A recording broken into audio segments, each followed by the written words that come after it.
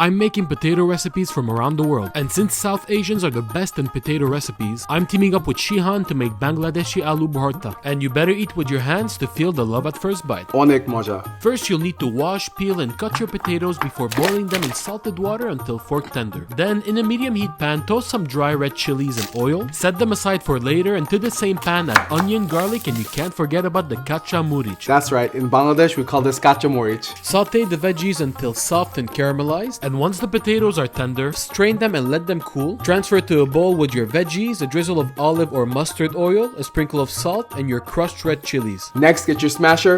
Just kidding, we're gonna use our hands. Finally, mash until well incorporated and form your mixture into golf-sized balls.